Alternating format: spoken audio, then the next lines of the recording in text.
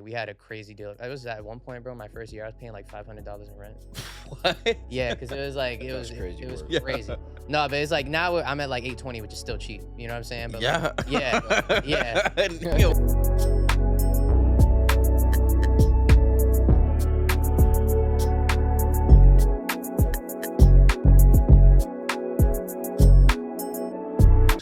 I'll go ahead and kick it off. Welcome to the InnerChild Podcast, where we have authentic conversations about growth, childhood, and passions.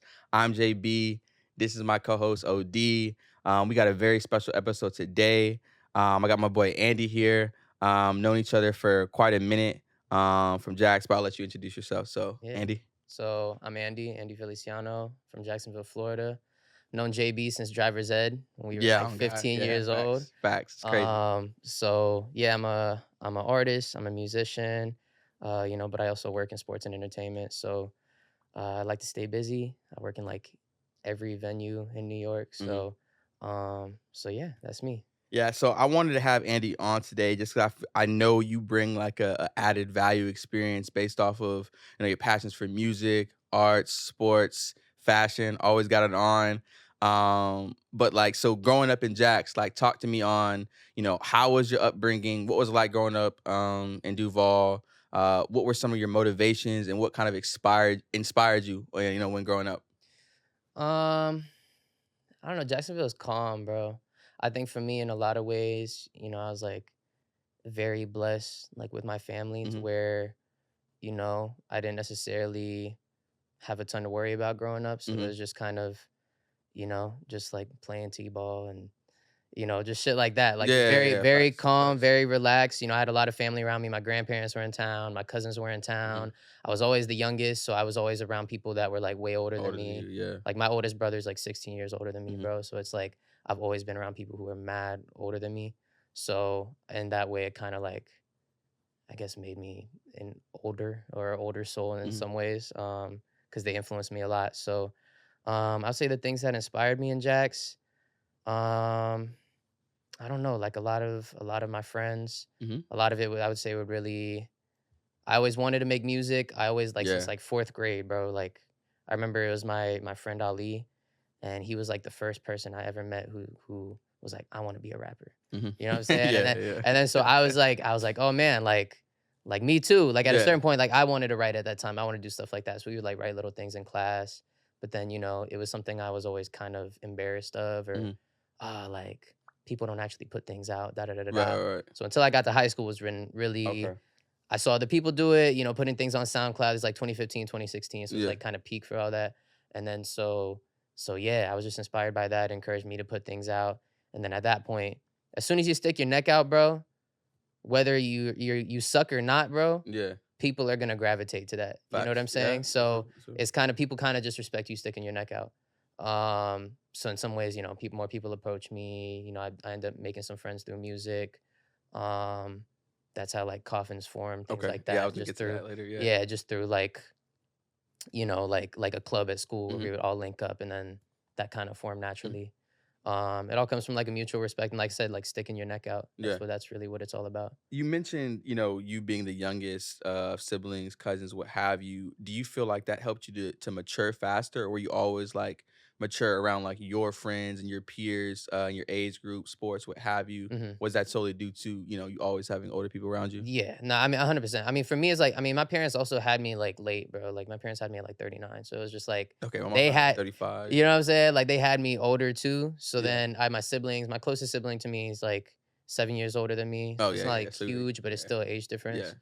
I had my cousin RJ was in Jacksonville, and he's like the same age as my oldest brother, so 16 years older than me. He would always take me, like, drive me around, and I remember like when I was 13, he would give me like $10 an hour to help him pick up trash for like his job, like stuff like that, to where, you don't really realize until afterwards how much it impacts you. Facts. In the sense of like, there was no context in which 13-year-old me would be listening to E40 if I wasn't with my cousin, right? So like he would play that in the car, and then that would put me on to things. You know what I'm saying? Whatever music he's playing, what he's talking about, things like that. You realize in hindsight, yeah, that actually impacted me a lot. You know what I'm saying? So yeah, that's the thing. What was the area like? I guess that you kind of grew up in, right? You know, having, you know, brothers that were obviously a lot older. Hmm. You know, different influences in your life. What was that area like for you that you was growing up in? It was calm. I mean, bro, like we're in the burbs, bro. I was in Arlington. Like it was Okay. calm. For me, like my oldest brother, he was 16 years older than me, so he was out the house by the time I was like 2 or 3. Okay. So it's like for that, it's kind of that relationship is more so like it's just matter of distance, it's just more difficult to cultivate. You know what I'm saying? So, um, but in terms of like my sister, like I was definitely closer to my sister. She went to FSU too, so she was always close to home. Yeah. My oldest brother went to the Naval Academy, so it was like Oh. he was far, you know, like, and then he was in the Marines, so he was far. So, but you know, I'm very grateful for my family in the sense of, you know, they always went out of their way to stay close. You know Mhm. what I'm saying? Like in terms of, you know, like my sister, my other brother, my cousins, things like that. Like I never felt like I had to demand their attention or anything like that. You know what I'm saying? It was very much they made themselves present to Yeah. me, and that's something that I'm just like really Yeah, grateful that's for. important. You know, What part of where in Arlington did you grow up at? East Arlington. Yeah, Like, so like off Kerner. off Kearney. Okay, that's right. Yeah. That's right. Okay, Uh-huh. yeah. So I was like off University Park, like past. You know where Blue Cypress Park is? Facts. Yeah, like all the way Yeah. back there. I used to play Okay. lacrosse there. I played lacrosse for Oh, like really? 6 months. Yeah, and then I stopped. When was this? It was like in like sophomore year of high school, bro. Okay. Oh, okay. Yeah, Okay. Okay. I Okay. like Yeah, that lacrosse was is like a a big like lacrosse is lacrosse a sick wave. sport, Yeah. bro. But the people that play it suck. I'm not gonna lie. The people that play it suck, bro. But it's a fire sport. Yeah.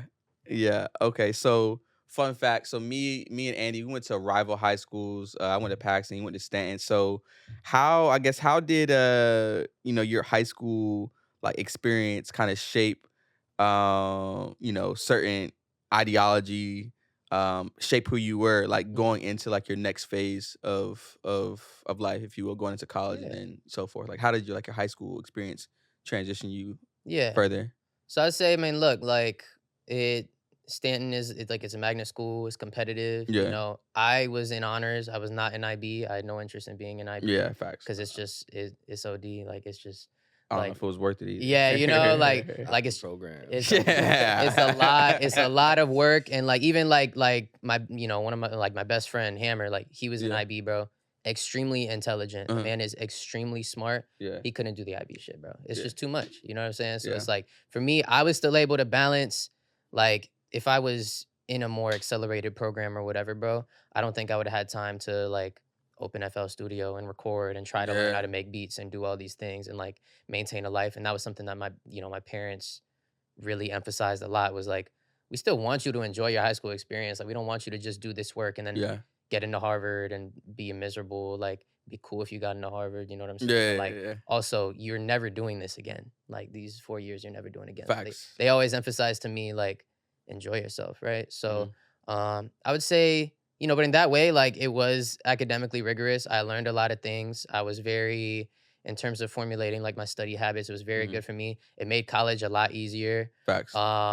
And I would say, you know, Stanton had like a decent mix of people and Mhm. like it was a decently diverse school. So in terms Mhm. of that, like you just interact with a lot of different people that's gonna influence you Mhm. artistically in a lot of different ways. Things like that, you know, that's always a blessing. So yeah, that's what I say. I want to piggyback on something that you said, right? Mhm. Because you had your parents; they kind of were like the ones to push you to do, I guess, whatever you wanted to do, Mhm. but obviously in a positive way, right? Mhm. My dynamic is a lot different. Mhm. You know, my parents were like always interested in making sure that it was just school Yeah. for me, right? Mhm. Like, I mean, obviously, I was in a lot of honors. I was in honors programs as well. I had great grades, Mhm. but also played sports. Mhm. And growing up, I had to clash with my mom and my dad a lot about like, you know, being out after school, going to practice and so on and so forth. Like they always expected me to be home right after class, right? Mhm. Talk a little bit about that dynamic. Like, what does that do for a kid when you have a parent who is pushing you to obviously try new things and obviously do more than just academics? Yeah, I would say like I don't know, like for me, bro, like my parents grew up like my pops grew up like in the country in Puerto Rico, like my mom grew up in the P's like in LA, bro. So it's just like their perspective is just fundamentally different. They've like met plenty of book smart people, but like they want people that are like tangibly smart in the real world. Yeah. That's what they want out of their kids. Like we're all raised in the burbs, so we're not gonna be street smart per se, but they don't want us to just be narrow-minded, just academics, just head in the books, and then be oblivious to everything else. You know what I'm saying? So I think that's why it was so important for them to, one, like put us in a diverse school where you just meet different people and you learn new things just off the experiences of other people and interacting with other people. And then also just like, yeah, just trying new things. Like, uh, you know, all my siblings are very smart. Like they all were very academically achieved, you know, but I think that all of us have been able to do more because of those experiences. Like my sister who did gymnastics and she bowled, and you know, both of my brothers were on a step team and I was on a step team, and you know, they did sport, you know, they did karate, like, you know, stuff like that just kind of, I don't know, just expands you and makes you a more holistic well-rounded human. Yeah, you're just more well-rounded, and that's what life is, you know, like life isn't just reading a book. You know, you learn a lot from that, and there's people that I envy their intelligence and their dedication to studying and things like that. But, you know, I think it just makes you a more, you know, just more prepared for going into college and having some freedom you never had before. And like, I don't know, even being able to go to the grocery store and like rationally evaluate what groceries you want to buy or like how to interact in a public setting. If you're just in the books for your whole high school experience, it's going to be a little more difficult. You know what I'm saying? So yeah. So I guess your parents' nationality. You said your father Puerto Rican. Yeah, both of them. Both Yeah, Puerto yeah, Rican. yeah. Okay, cool. What's a Puerto Rican household look like? Yeah, so I would say it can be a lot of people. For the most, for the most, but like not all the time, right? So generally in a lot of Latino households, they'll do like multi-generational houses. We weren't like that. Like my grandparents lived down the road, you know, but and honestly, my parents are very like, you know, they'll be social, they'll meet people, they'll go out, they'll interact with the community and stuff like that, but they aren't very like party all the time. Like I know people back home who are like, they're gonna have a function with all the Puerto Ricans every weekend. We're not that, you know, we're not that family, you know. But when it comes to Thanksgiving, when it comes to New Year's, they're gonna turn up, you know. So it's like, okay, New Year's, they're up till 4 a.m. singing, drinking, all that jazz. You know, we have our traditions, mostly around the holidays, really. So it would be there's like posadas, and parandas. So that's kind of like people show up to your house during the Christmas season at 2 a.m. singing Christmas carols. And we're talking about like a band of like 20 to 30 people. And then you have to invite them in your house and feed them. Like a legit? No, they like, so what happens is, so it's like, That's kind of like my godfather, we're Catholic too, right? So it's like a Puerto Rican Catholic tradition. My godfather, he's a deacon now, very holy man. But he would call my parents and be like, paranda, hang up, show up at the house in like 30, 45 minutes with 30 people with him. And then like he already had these people ready to go. He had them lined up, show up with 30 people with him. They're singing Christmas carols. You invite them in the house. And then you got to feed everybody. Yeah, you don't have to cook, but like, yeah, you got to, you know, give refreshments. Okay. Everybody's singing in the house for a little bit. I was like younger when they did that. When I got older, they didn't do that as much. Yeah. But yeah, I was younger, so I would sleep through it. But yeah, you know, there's like the traditions like that. You know, for me, a lot of, you know, the family is like, you know, my dad was straight from the island, like my godparents straight from the island, my grandparents straight from the island. So in terms of me, it's like, I've been there 4 times. So even just like, it's an interesting identity. There's kind of like a tug and pull there. But I'm fortunate enough to have all those stories and those experiences and being able to go around the island. And my parents tell me, this is where I played baseball. This is where, you know, this is where your abuelo worked, or, you know, it's just stuff like that. Like those experiences were very formative, you know, and something I'm really grateful for. And like, when I say it's like a tug and pull, it's like to any of my cousins, to any of my family that's on the island, I'm not Puerto Rican, I'm American first. And I can't blame them for that, right? I've been there 4 times. Sure. You know what I'm saying? But it's like here, I'm not just American, right? So it's like, it is like a weird tug and pull, you know? Cause like, yeah, I'm not just like James from Kentucky or some shit. You know what I'm saying? Like, so it's like, it's different. But yeah, you know, it's something I'm very grateful for, you know, having that identity, having that culture to look back to, having you know, off virtue of being Puerto Rican, you are the conglomerate of 3 different identities, you know? So just having a family that is diverse within itself, you know, is something I'm really grateful for. So, yeah. So, yeah, man. So, Jax, growing up, then you go to FSU, Mhm. Tallahassee for school, then you come here. Mhm. So like, how has that transition been for you being in New York, Yeah. coming from like suburbs of Jacksonville, you know what I'm saying? Like, Mhm. how has that been for you? Did you want to come here, and just overall like experience so far in this first year and a half for you? Yeah. So I'd say I wanted to move to New York when I was like 13 years old, Okay. basically. Like I always wanted to. My Yeah. parents were just like Nah. not a fan of it. Yeah. You know, they eventually came around to it when I was moving here because I mean, I did it all myself. They did not help me move up here. It was just a decision I wanted to make and I was really determined on doing. So you know, it's been a good transition though. Like honestly, in terms of, you know, working in sports and entertainment, you know, a big thing was, you know, getting my job with the Mets. I've always been a Mets fan my whole life. So doing that, meeting good people through there, learning more about how I should be treated in a professional work environment, like has just been nice. And then also just working for your favorite team just makes it better. Yeah. Like just makes it way better. You know, working with NYCFC, that's like I got promoted there. Like I'm a stage manager now. Okay. It's like introduced me to soccer more in an American context. Mhm. I've met good people there and they've also elevated me to a leadership position. That's So dope. that kind of encourages me in terms of, okay, there may be something here. You know Yeah. what I'm saying?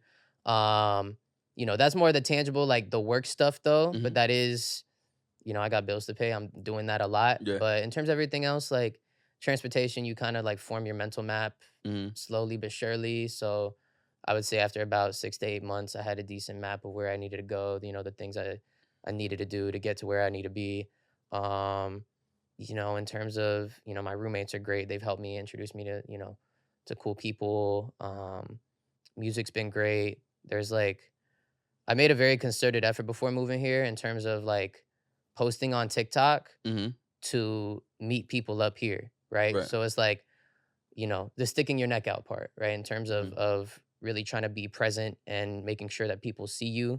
That was something I really wanted to do on TikTok, and then subsequently link with people up here, form those connections with people up here before I even moved up here, Right. right? Yeah. That's So I've been able to actually get in the studio with people off that, and Yeah. and be friends with people off that, and that's helped so much in terms of just expanding my circle and just forming good connections. And it's like things like that are always just so cool. Like when you meet somebody off the internet and it's just off your work, Yeah. and you actually fuck with each other as humans. Like Yeah. No, that's real. Yeah. it's just sick. Like it's just one of the coolest things ever to me. So it's helped my transition. a Yeah, lot.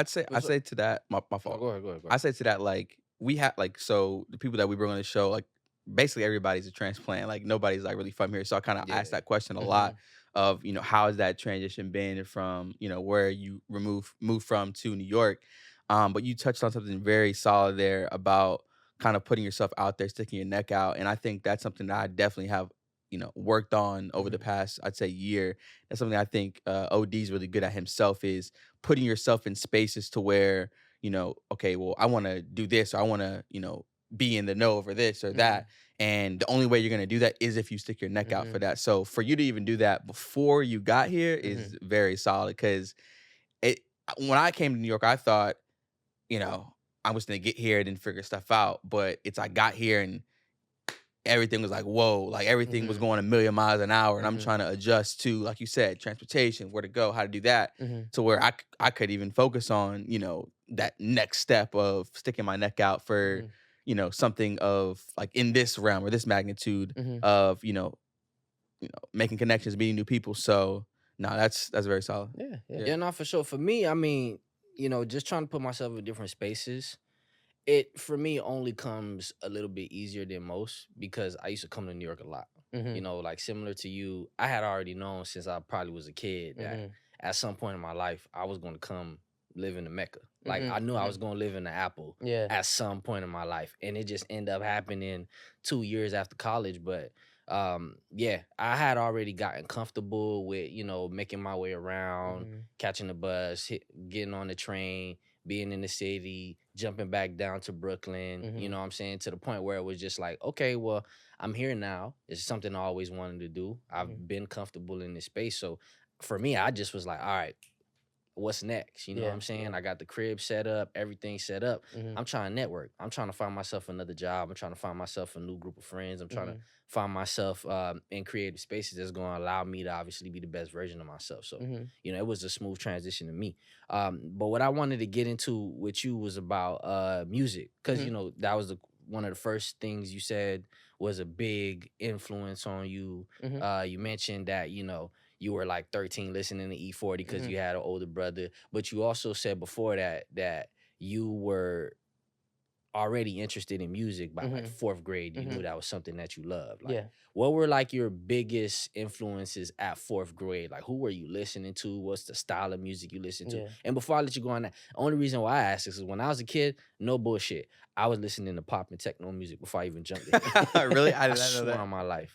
I didn't know that. Yeah, I was listening to the pop and techno shit y'all listen to that. Like, I was listening to that. Me and my sister, we had I forgot what's the name of it. Used to be called like Hit 93 or 93 Rock or something like that. Okay. And I was listening to NSYNC. I was listening to Britney. I was listening to Backstreet.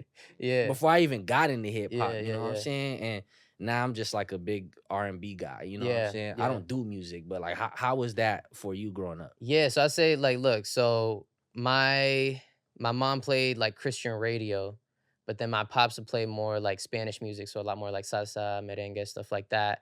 But then like my mom would sometimes play like other stuff like R&B. She has like a sick record collection, like a lot of like Latin soul, like Marvin Gaye, like she just has like a sick collection.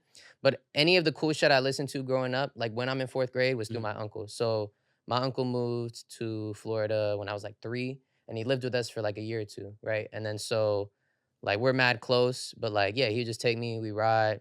He would just play like hella funk shit. So it would be like Cameo. He played like Outkast too, so that put me on to hip hop a little more. So he from LA or? Yeah, he's from LA, okay, and then so he so it's your mom's brother. Exactly. So yeah, anything cool I've done in my life, anything cool I've consumed in my life is derivative of him, and I 100% feel that way. Like, cause he's just like a cool dude, and put me on to just like, yeah, I was like 6 or 7 years old, like listening to Outkast and like old funk and shit. Like there was I wasn't about to do that on my own with my mom playing like Christian radio, you know, like, so what she would do, she would play like gospel too. So she would play like Kurt, and that was like, that was like the good Christian music, you know what I'm saying? But like the other like white Christian music, like on the radio, like you know what I'm saying? On the radio, yeah. that just isn't as good. Like that shit's not it. But she would at least play Kirk too, and that put me on to good music. So I had a lot of different influences, a lot of different pots, but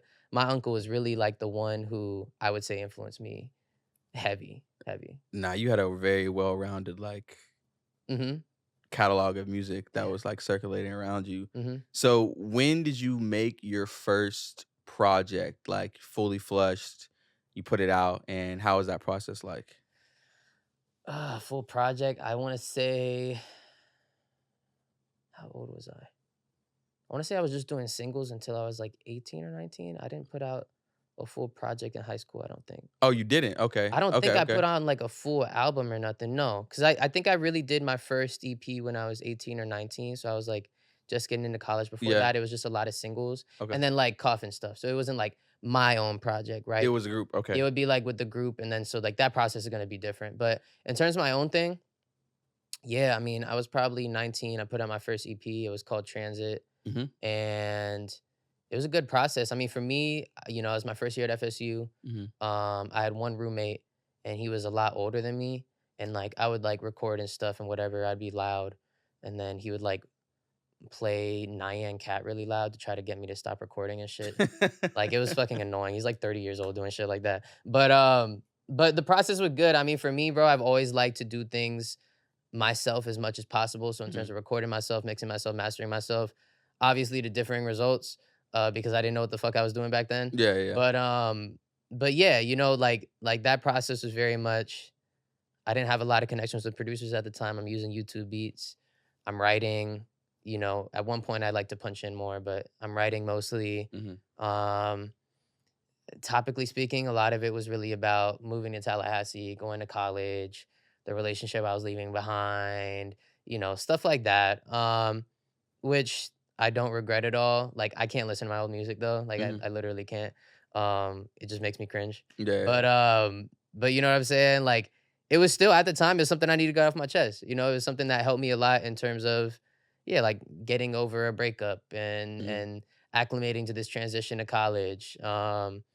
You know, so in that sense, yeah, it was something that it was a good process, and any project, any song I put out was necessary For that moment, yeah, right? exactly. Even if I hate it 6 months later, at that time I was confident enough to put it out and to stick my neck out, right?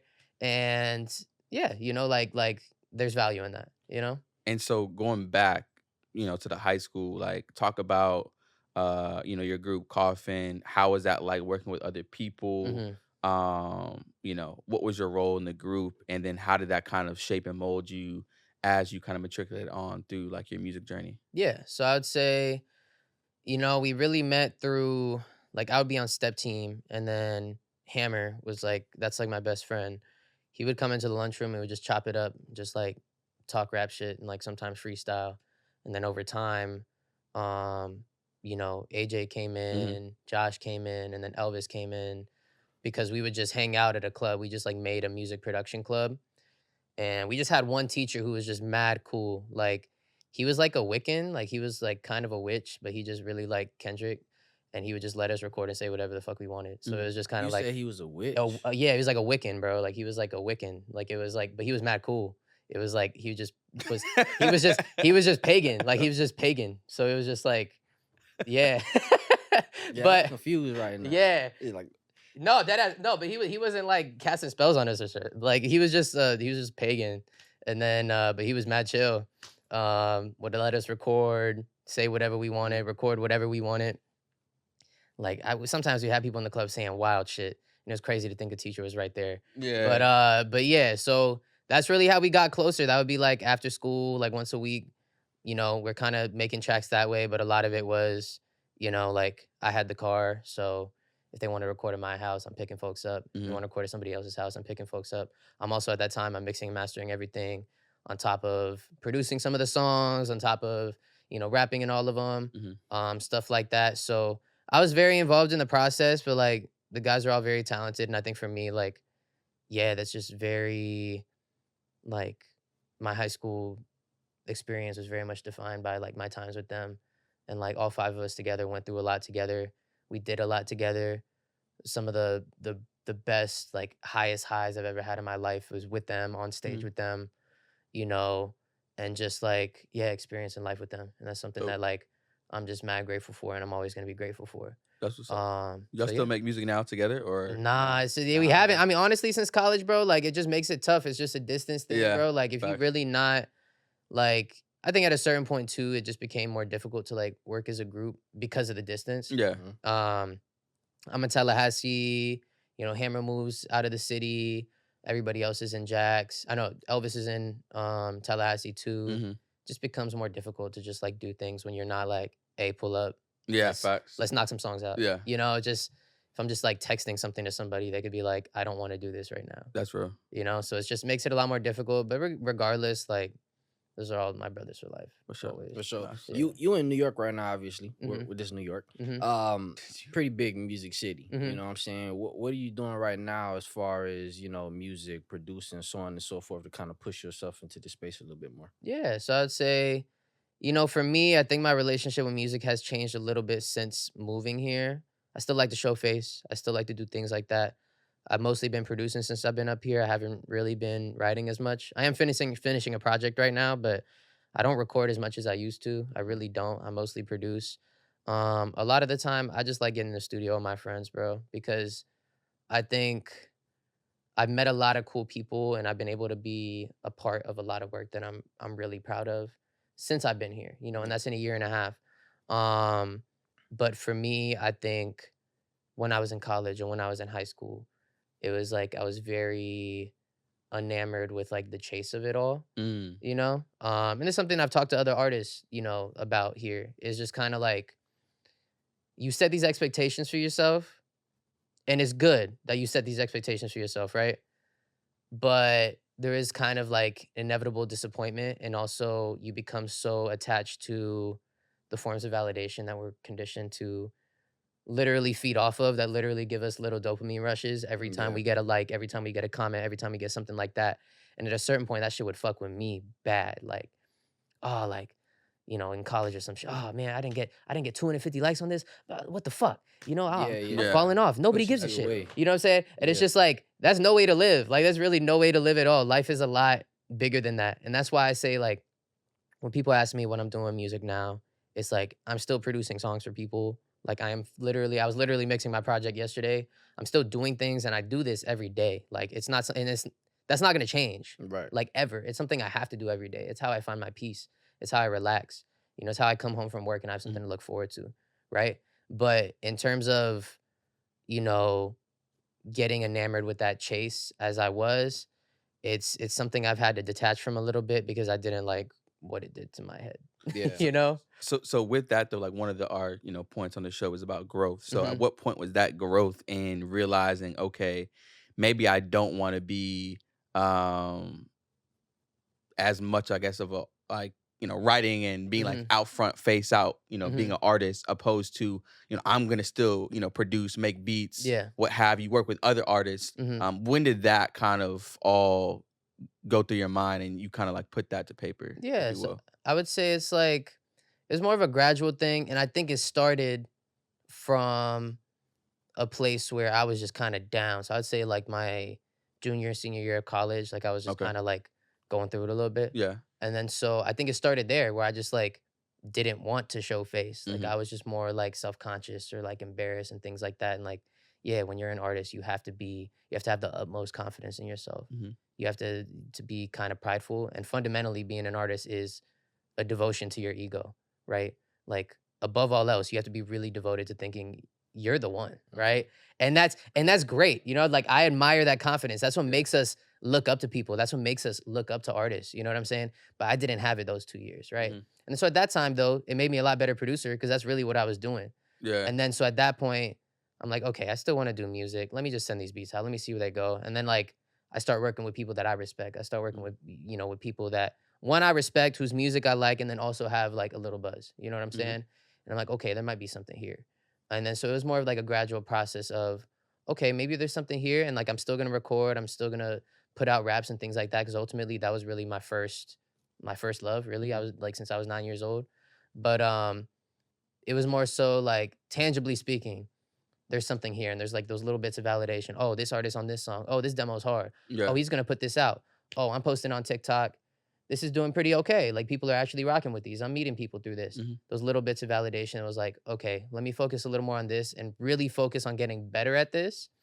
And I think it also just suits me more in terms of like, I'm still gonna put out projects as a rapper and stuff, but like I'm not a Yeah. I'm Yeah, I'm no, not always outside. I'm yeah. not always like I'm just not that guy where Yeah. I'm very like boisterous or That's valid. I'm calm, bro. So it's like it is an evolution. It is a growth Yeah. in some ways.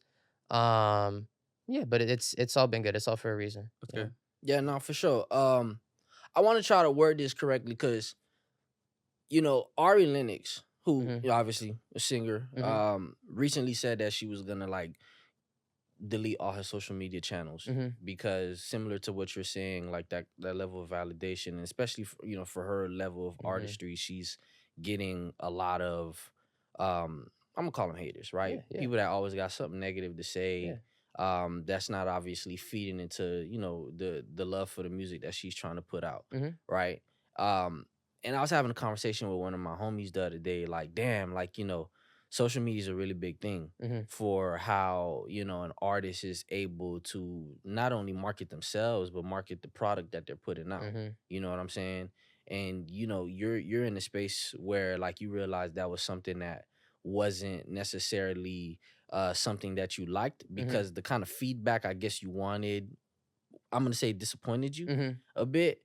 Um, which is why you've kind of leaned into producing and Mhm. instead of doing artistry, right? Obviously I don't do music, Mhm. but if there was a way for you to kind of overcome that, what you think that would look like for you? Mm. That's a good question. That's a good question. Very good question. I don't know. I mean, that's the thing is like I do wrestle with the fact of, okay, am I just jaded because some shit didn't work out that didn't work out how I wanted it to, Yeah. right? Is that half of it, or is this like, do I genuinely just not want this for my spirit, right? Like it's something that I wrestle with, and I don't know what that would look like in terms of what overcoming would look like, right? I think for me, I want to keep it as pure as I can in a lot of ways in terms of making the art for myself, making things that I like, making things that are a reflection of me and that are of the utmost quality, that I can absolutely provide. And if that goes somewhere, that goes somewhere. At the end of the day, I think there was a point where back in the day, whether or not I enjoyed a drop or I thought it was productive or I thought it was something good for me was completely contingent on that feedback, right? Right. Whereas as I've gotten older, it's like, no, I like this shit. And I can say that confidently, right? And that's really all the validation you need. And anything else after that is really supplemental, right? Um, but I do wrestle with that. Yeah, like I could just be a jaded. I could be, and I don't know the answer to that right now. But I do think that even when I was, with my friend yesterday, and we're mixing my project, he told me he's like, all these songs sound like what it feels like to hang out with you, right? And when that's the type of feedback I want, that means more to me than 500 likes. That means more to me than a billion comments. Yeah. That means because that's what I want to create with my music, right? So something like that means the world to me, as opposed to, I'm not gonna pretend like that validation wouldn't mean something to me. Of course it would. Like, like any of the social media shit, it's an amazing tool. It's made us so much more interconnected, and it's literally built careers for people. But in terms of what I want out of my music, is things like that, where it's like this feels like you, and that I can sit back and be like, I'm proud of this, and I can show my kids that shit in 10, 15, or 20 years, whenever I have kids, and still be proud of it, And I So, think that's such a valid answer. I mean, I think OD and I talk about this all the time, even like with our podcast. It's like, Yeah. we're not doing this for that mhm, validation of others, the likes, shares, subscribes, mhm, what have you. This is literally up, like it's in the bio, a passion of art, and we genuinely enjoy doing it. mhm, So, as long as like we have that, even if we don't have, but there probably will be that one person or a friend to say, man, I love that episode because they touched on this point and I really need to hear that. mhm, That's what matters more mhm, than anything yeah, else. And so completely agree mhm, on that note. I just think, the evolution of social media has kind of just, evolved so much over time to where, back in 2012, 2013, I could post a peanut butter jelly sandwich on the mhm, thing and nobody cares. But now it's so structured to where, it has to look a certain way. You have to mhm, give off a certain facade, what have Aesthetic. you, aesthetic, mhm, Yeah. mhm, right? And not that there's nothing wrong with that, but sometimes it kind of makes it so like, I don't wanna say like almost like plagiarized in a way, like you're making yeah, it a certain way. mhm, But nah, I completely agree to your point, and that's good that you kind of have self-awareness yeah, to even, think that or believe that or know that in yeah, yourself. So yeah. yeah, man. Yeah. So, but yeah, like it's very much something I grapple with. It's something I wrestle with, Mhm. in terms of even how I want to promote this next project and things Mhm. like that. But at the end of the day, music's gonna stay in my life. Like Yeah. that's my thing. Is like I said, I do this every day. I look forward to doing it every day. I gotta do at least 30 minutes every day. That's the only way I've gotten better over time. Okay. That's and that could be something that could be some drums I send to the homie. That could be a melody I make that I send to Mhm. the homie. Or that could be a whole beat that I make and I send to somebody and they use it. I don't necessarily know where it's gonna go for what I make that day. As long as I enjoy it in that moment, it's a release. It's a form of peace. Um, and yeah, at the end of the day, if you're proud of it, you're proud of it. That's That what matters. I was gonna ask you your project because you mentioned it a few times. What's the story behind it? Yeah, so I would say it's really, I didn't go into it like I'm gonna make a project. It was really songs that I've accumulated since I've been Over here, time. Yeah. and they ended up sounding cohesive. They ended up sounding like a project. And I'm also able to just like talk about some things like, I think a big thing with me since being here was, my family had like a rough 2023 in terms of just a lot of shit going on. Like, and it was the first time where I was like literally physically distant from that Yeah. to a extent that I couldn't just drive home for the weekend, right? So for me, that was a big thing because it was probably one of the hardest years overall in my family's life, and I wasn't able to be there, right? So I'm able to talk about that a little bit. Also just talk about my experience transitioning here, maybe like, a little bit about uh certain relationships I've had that feel more transactional, which you come across a lot in music, Right. in any industry. But I feel like especially in music, you come across a lot of very transactional relationships. I talk about that a little bit. And then I also just have fun, bro. Like, I think something that my friend that, I've met since I moved up here told me is like, when I hang out with you, bro, you're kind of just like a silly dude. And like, show that. Like, make that present. Let people know that, and don't be ashamed of it either. That you got to be so overly serious and like, you got to say all this real shit. You know what I'm saying? It's like, yeah, there's a space for that, and I'm gonna do that. But then there's also enjoy yourself. Like hip hop has a space for music that's extremely personal. And what makes hip hop special is the fact that it can be basically about anything, right?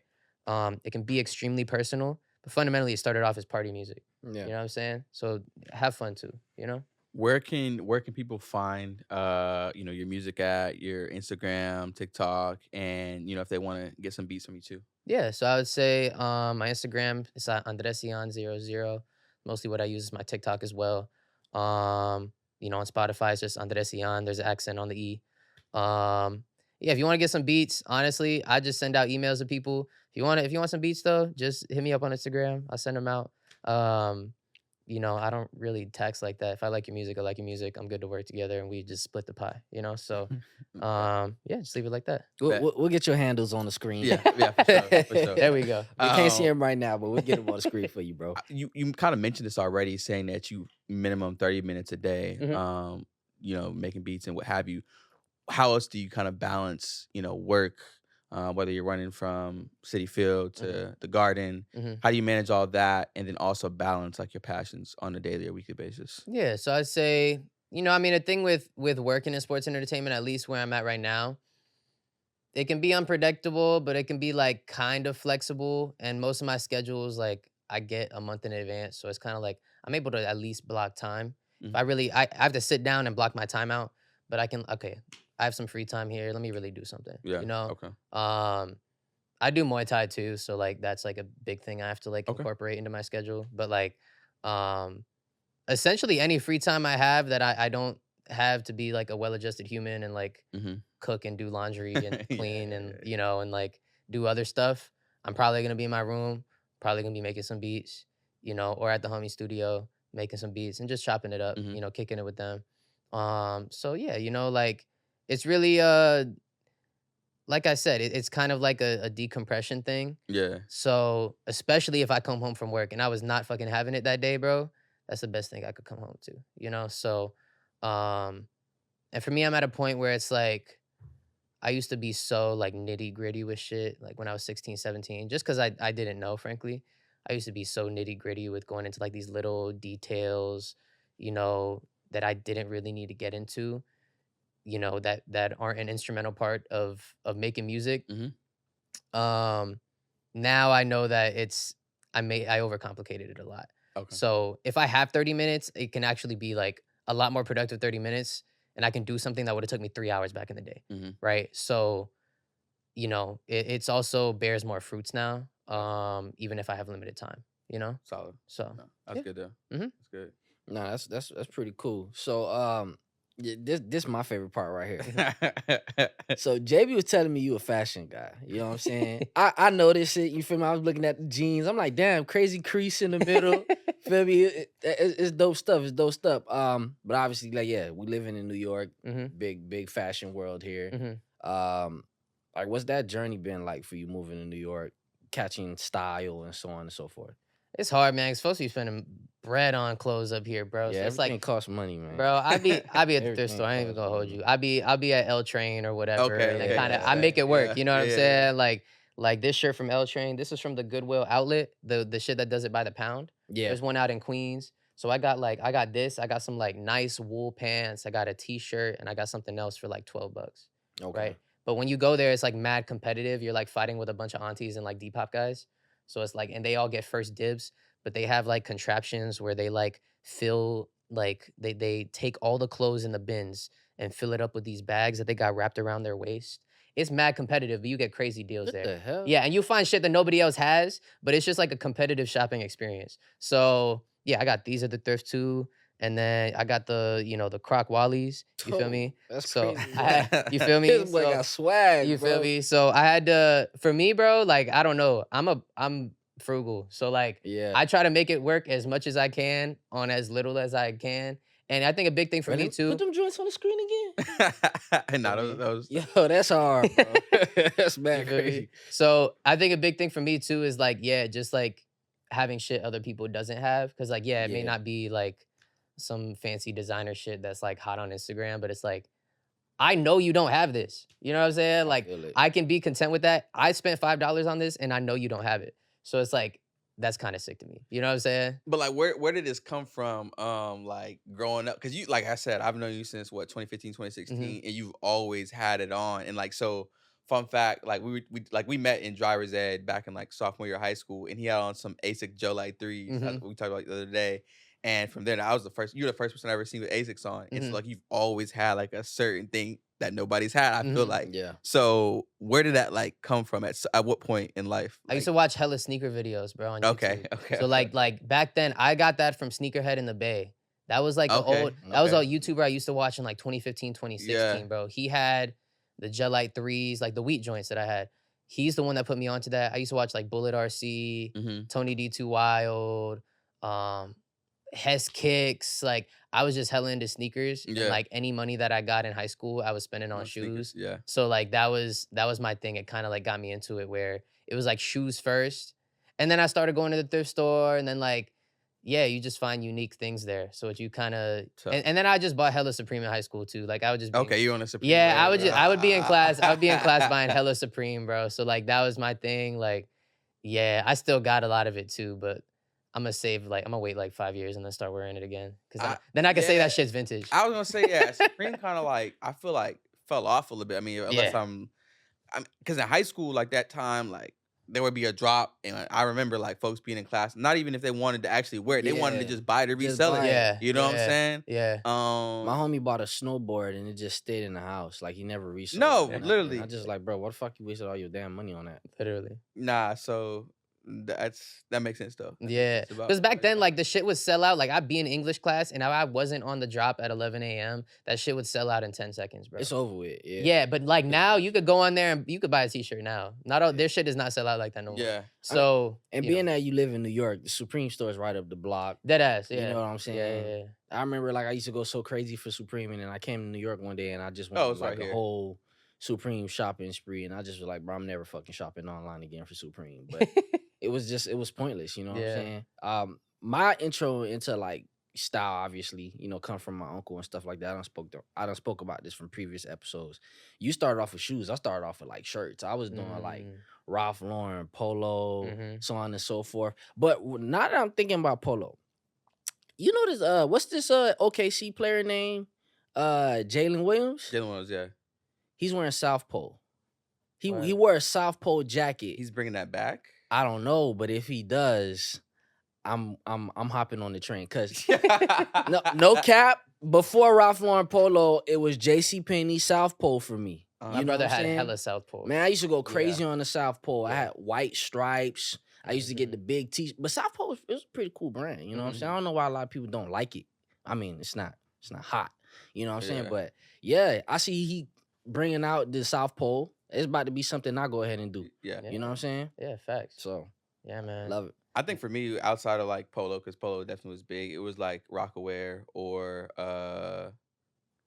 Fubu. Fubu too. Big Rockaware, big, Fubu. yeah. They kind of like made it come back a little bit, but back then, like not as big as back then. Yeah, my brother was big time on like because I mean, yeah, he was like in high school in like 03, bro. So like he was big time on like the South Pole, Sean John, like all that shit, bro. Like back in the day, wearing jeans is way too big for him. Like my brother was big time on all that shit, bro. But that was an era, like that was, Facts. and it's probably gonna come back, like definitely. So I mean, yeah, big jeans is already back now. Like I don't wear skinnies anymore. I got rid of all my skinnies. Yeah, type. Yeah, it's to the point where it's like I don't even know why I had skinnies in the first place. Yeah, anything skinny, I have flares in the bottom or something like that. It's just that's my thing now. But not for sure. I wanted to get into like, your future aspirations, right? Personal growth. Next 3 to 5 years, and clearly you're a man of many talents, right? You're doing music, you working in sports, you love fashion. Like if you could bring all of that into like a culmination of one thing, like not one thing, but a few things. Where do you see yourself in 3 to 5 years in comparison to like the interest that you kind of have going on right now? Yeah, so I say, I want to get something full time in sports. I don't know how that'll manifest. It's a very competitive industry. It's one you have to be willing to move with, which kind of sucks because moving's expensive and I like living here. Yeah. So it's like if I want to make it full time here, but I do have to grapple with the reality of, look, if something comes up and it's in another city, I might just have to do that so I can come back here long term, right? Right. If I snag something full time somewhere else, that looks good for me, and maybe I can leverage it into coming back here. So I do have to grapple with that. Keep my eyes open for those opportunities. That's really one of my main aspirations right now, and that can be in a variety of different ways. Like I do ticketing, I do game presentation. I do a lot of different stuff. So I try to keep my skill set as wide as possible. So I'm not missing any potential opportunities. When it comes to music, just ultimately making shit that I'm proud of. Producing with more people, producing with people where, I can see some bread off of it. Like I've seen a little bit of bread off producing this year, and I'm like, wow, this is nice. I'd like that to be more consistent. Right. But music is a very inconsistent industry. So, hopefully that working with artists that ultimately that I just respect, whose music that I like, making things that I'm proud of. In the fashion sense, honestly, getting into it more because I really haven't been buying clothes as much. I'm just like, I just kind of find a way to stretch things out in like their lifespan. But yeah, so just I never want to look like a bum. So like I gotta stay fresh. Yeah, still keep up. I know I don't want to hit 30 and then give up. You feel me? Yeah. In terms of the fashion shit, That's when you just start and call it a day. I gotta. When you turn 30, you kind of got to evolve a little bit. Now you're really an adult. I'm not about to dress like I was when I was 18. Yeah, more slacks. You know what I'm saying? But make it fly. Yeah. Do shit like that. Wear more wallabies. So Yeah. But yeah, man, that's what I see. Go ahead. No, go ahead. My bad, JB. No, you good. I keep cutting. No, you good. I had like what you said earlier about like wanting to work in sports full time, but contemplating finding opportunities outside of New York and then coming back. I have a lot of friends that had to grapple that kind of reality too. I know JB almost went through an experience like that where he was finna leave New York for a while and come back. I got another homie. He came, left, and now he's back. Like, you know what I'm saying? Me, I haven't been through that yet, and if I do, I mean, I guess I'll get there. What's that feeling like? Because I know, like, for me, the way I'm thinking about it, right, since I haven't been put in a position like that yet, being that like this is probably one of the biggest cities in the U.S.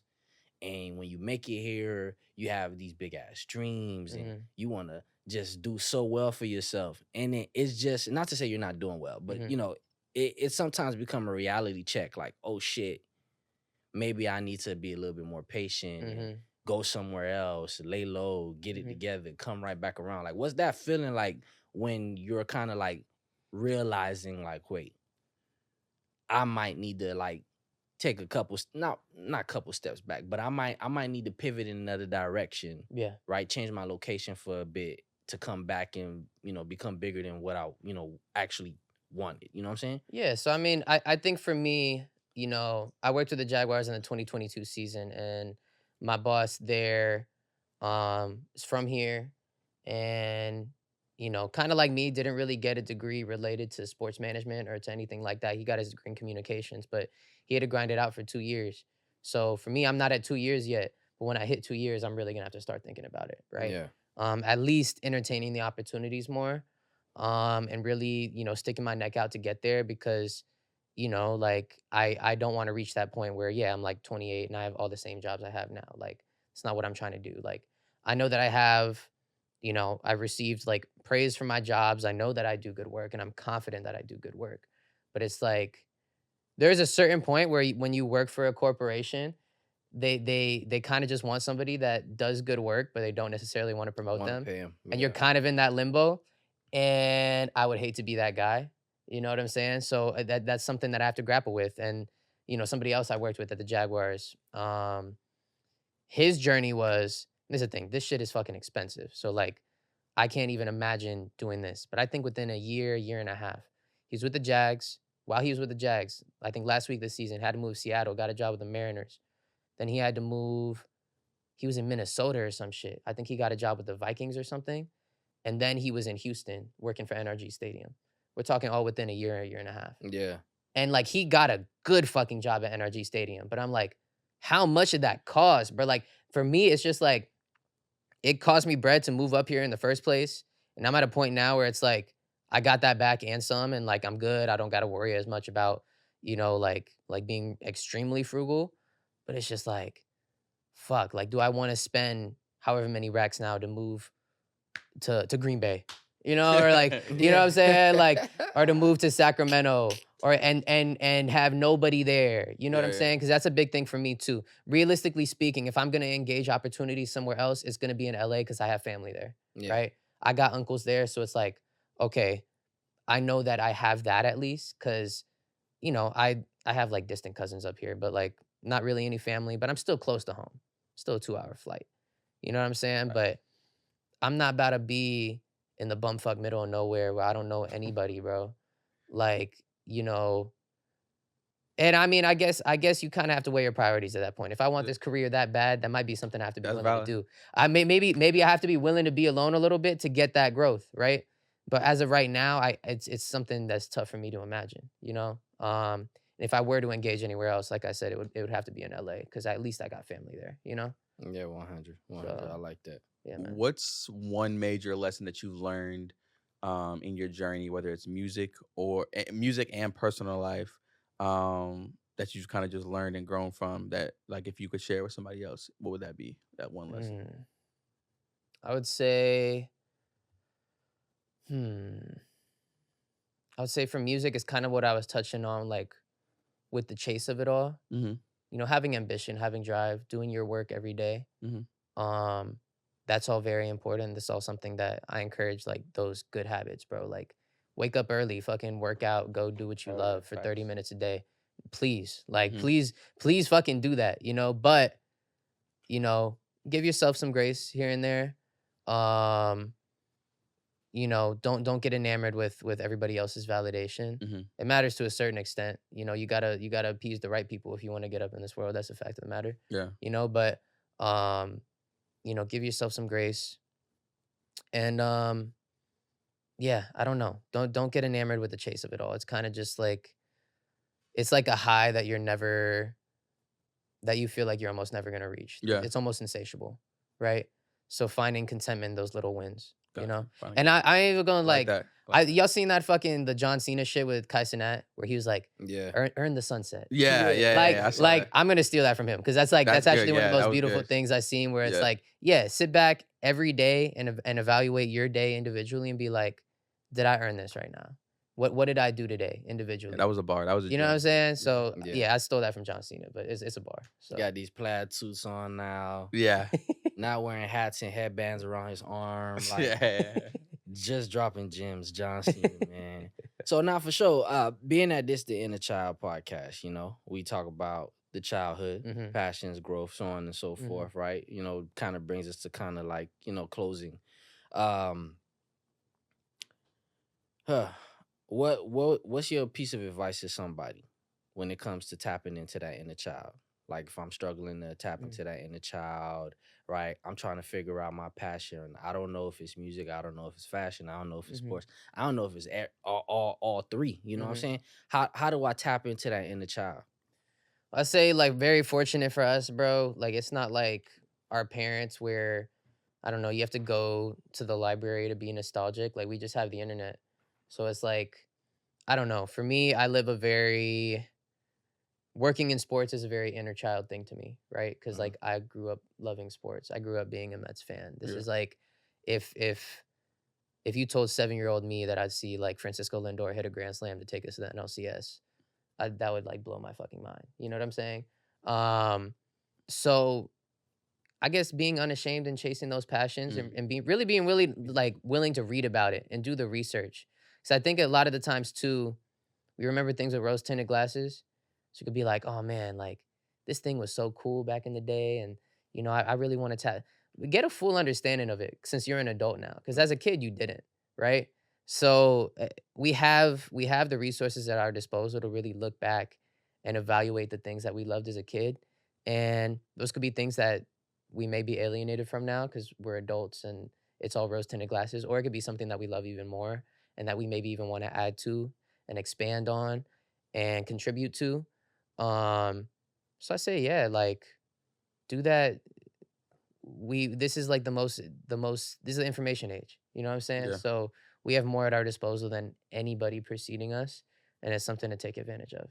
Dope. For sure, man. Nah, I appreciate that. We appreciate you having you on. Hell yeah. Appreciate you for coming on. Mm-hmm. It was great catching up. I think you definitely shared. You dropped gems for sure. You dropped gems. I think one of the biggest takeaways is, you know, don't be afraid to like stick your neck out there. And you know, if something is your passion, take time to learn and really understand that, and you know, put the work in towards it. So yeah, we appreciate you for coming on, man. We're gonna drop all his like social links on the screen so you guys can give him a follow. TikTok, Instagram, YouTube. No, YouTube. Okay, all right. But as always, don't forget to always embrace your inner child. You know, make sure you like, subscribe, follow us on Instagram, X, and what am I missing? TikTok, Apple Music, TikTok, Apple Music, everything. YouTube, Add a picture in a child. All of it. But until next time, peace, and don't forget to embrace your inner child. Thank y'all.